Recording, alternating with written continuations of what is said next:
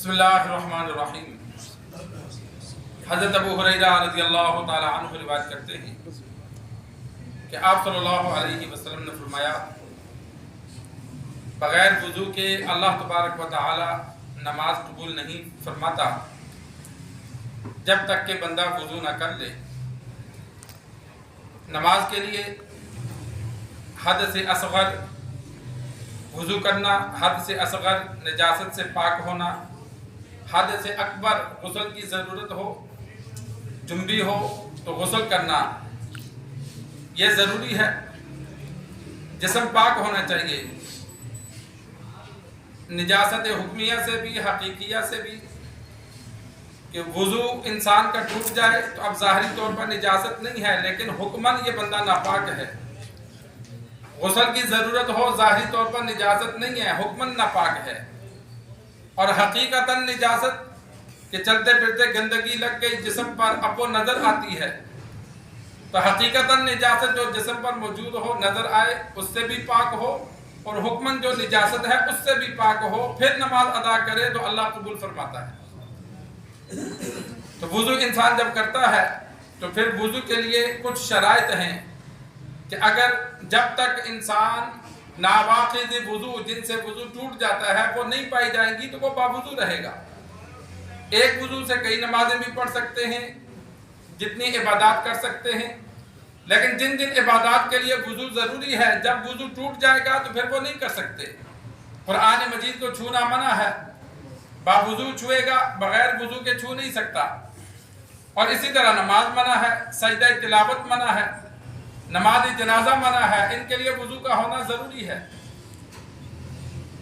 جسم سے خون نکل آئے، باقی چیزوں کا تو ہمیں پتہ ہوتا ہے، تو اگر صرف رگڑ لگی، خون بہا نہیں، جس طرح بعض مرتبہ انسان گرتا ہے تو رگڑ لگ جاتی ہے، خون نظر آتا ہے جسم میں لیکن وہ بہتا نہیں ہے، تو اس سے وضو نہیں ٹوٹتا۔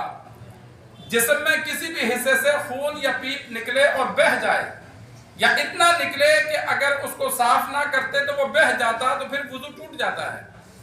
اگر صرف نظر آیا تو اس سے وضو نہیں ٹوٹتا۔ خون نکل کر بہے گا تو یا اتنا نکلے جو بہہ جائے، جس طرح ٹیسٹ لینے کے لیے خون سرنج کے ذریعے لیتے ہیں، اب وہ نکل کے بہتا نہیں ہے، لیکن وہ نکالا اتنا گیا کہ اگر اس کو خود نکلتا تو وہ بہہ جاتا، تو وضو ٹوٹ جاتا ہے۔ ٹیسٹ کرنے کے لیے بھی جو خون نکالا جائے وضو ٹوٹ جاتا ہے۔ کان کے اندر اگر زخم ہو، پیپ باہر نکلے، وضو ٹوٹ جاتا ہے۔ آنکھ میں ویسے پسینے آنسو نکلتے ہیں، وضو نہیں ٹوٹتا، لیکن اگر آنکھ میں تکلیف ہے، دانہ وغیرہ نکلا ہے اور وہ پانی نکلتا ہے تو اس سے بھی وضو ٹوٹ جاتا ہے۔ اسی طرح بعض مرتبہ گھر میں یا ادھر ادھر نماز پڑھتے ہوئے نوجوان ہنس پڑتے ہیں، تو بالغ بندہ جو جوان ہو، عورت ہو یا مرد، وہ نماز میں ہنس جائے کہ دوسرا آواز سن لے تو وضو بھی ٹوٹ جاتا ہے۔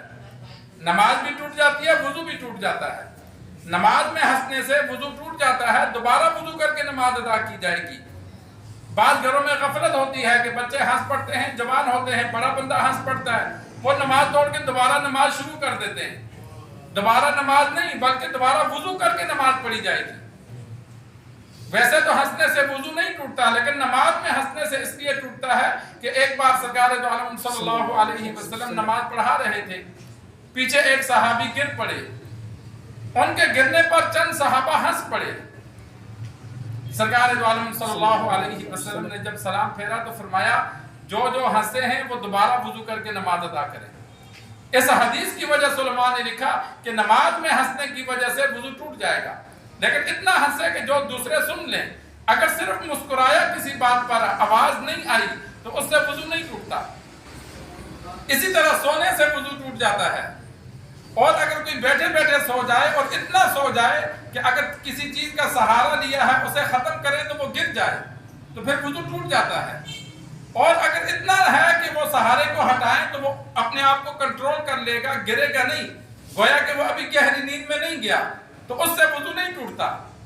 جس طرح بیٹھے بیٹھے انسان تھوڑا سا جھٹکے لے لیتا ہے تو اس سے وضو نہیں ٹوٹتا، لیکن اگر کسی چیز پر سہارا لے کر سویا، ٹیک لگا کر سویا، اگر اس ٹیک کو ختم کریں تو وہ گر پڑے تو اس سے وضو ٹوٹ جاتا ہے۔